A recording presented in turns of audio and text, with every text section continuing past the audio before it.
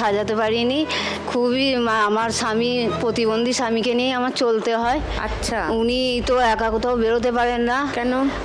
উনি জন্ম থেকেই প্রতিবন্ধী।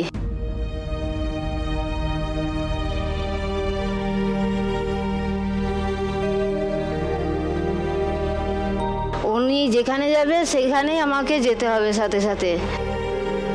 বাড়িতে শ্বশুর শাশুড়ি, আমার দুটো বাচ্চা আছে। বাড়িটা গ্রামের মধ্যে পড়ে গেছে একটু, মানে সেরকম। শান্তিপুরে কোথায় তোমার বাড়ি? শান্তিপুর রামনগর পাড়ায়। রামনগর পাড়া। হ্যাঁ, একটু ভেতর দিকে, রোডের ওপরে না। তো বাড়ির মধ্যে যে দোকান চালাও, তো খরিদ্দার কারা? গ্রামেরই সব? গ্রামের আছে, যারা প্রচার হয়েছে এখন দুটো একটা লোক আছে, তবে বেশি ইনকাম হয় না। কি কি পাওয়া যায়? কিছু ফটোকপি? শুধু ফটোকপি করা হয় আর মোবাইল রিচার্জ করা হয়। তোমার দোকানটা আগে সবাইকে দেখাই একবার, দাঁড়াও। ও, এটাই দোকান? হ্যাঁ, এটাই দোকান। একটা ফটোকপি মেশিন কিনে? হ্যাঁ, মেশিনটা খারাপ হয়ে গেছে আবার। খারাপ হয়ে গেছে? হ্যাঁ, খারাপ হয়ে গেছে। তো প্রিন্ট আউট এইসব করো না? না, কিন্তু কম্পিউটার থাকতে হবে তো প্রিন্ট আউট। কম্পিউটার লাগবে দিদি, না হলে তো হবে না। কম্পিউটার রাখনি? মানে চালাতে পারো? হ্যাঁ, পারি। আমার হাজবেন্ড পারে, আমি পারি না। আচ্ছা, ওই উনি দেখে, মানে কম্পিউটারের কাজ করতে হলে ওনাকে করতে হবে, সেটা আমি অতটা পারি না। আমি জেরক্সটা করে দিই, মোবাইল রিচার্জ টিচার্জগুলো আমি করে নেবে। কম্পিউটার শেখা এমন কি ব্যাপার? তোমার বাড়ি থেকে কে কে এসছেন? আমার বাড়িতে আমার শাশুড়ি মা এসছে, আমার স্বামী এসছে, আর দুই বাচ্চা এসছে। ওই যে নমস্কার। ও নমস্কার। আরে এই দুটো তোমার ছানা? হ্যাঁ। বাবা, ভীষণ ব্রাইট আর মিষ্টি। তোমরা কারা গো? High, high. তোমার নাম কি গো? দেবপ্রিয়া দাস। দেবপ্রিয়া, ফুল কটকটি না? প্রচন্ড কটকটি, ওকে দেখেই বোঝা যাচ্ছে। আর আরেকজন? দিতিপ্রিয়া দাস। দিতিপ্রিয়া। দিতিপ্রিয়া কি বড়? আর দেবপ্রিয়া ছোট? দিতিপ্রিয়ার কত বয়স? দিতিপ্রিয়ার 9 বছর বয়স। ও, 9 বছর। হ্যাঁ। আর দেবপ্রিয়ার? দেবপ্রিয়ার 5 বছর। 5। তুমি কি খুব শান্ত? হ্যাঁ, তুমি শান্ত না দুষ্টু? শান্ত। বড়জনা বেশি দুষ্টু, এ শান্তই। ও কে? দিতিপ্রিয়া, কি শুনলাম? তুমি বেশি দুষ্টু? আর তোমার ওনার নাম কি? তোমার অভিজিৎ দাস। অভিজিৎ, নমস্কার। নমস্কার। তো আপনি আর ও মিলেই দোকানটা চালান? ওকে। ওনার অসুবিধা এক্স্যাক্টলি কি?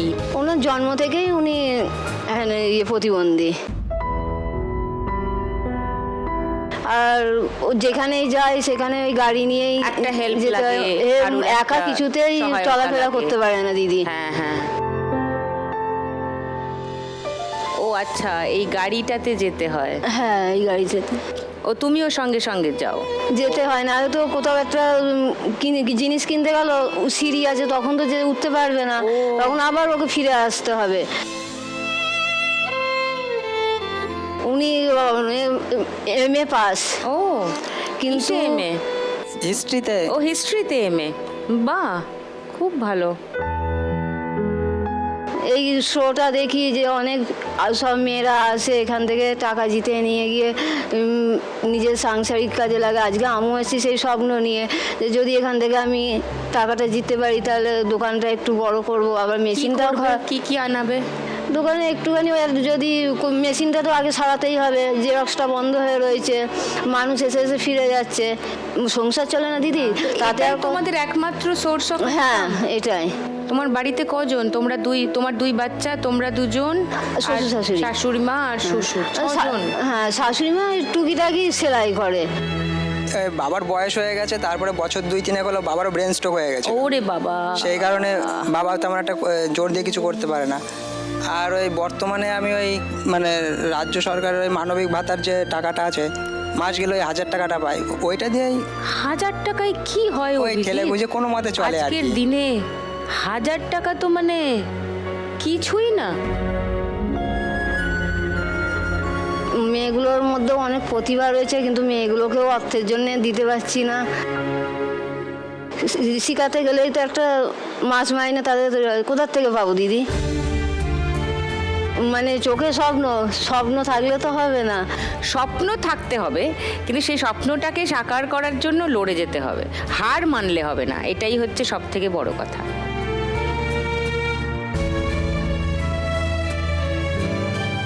সো তুমি আজকে 1 লাখ টাকা জিতলে সুকন্যা। আমি আগে আমার ওই দোকানটাকে Photocopy machine, ভালো একটা machine।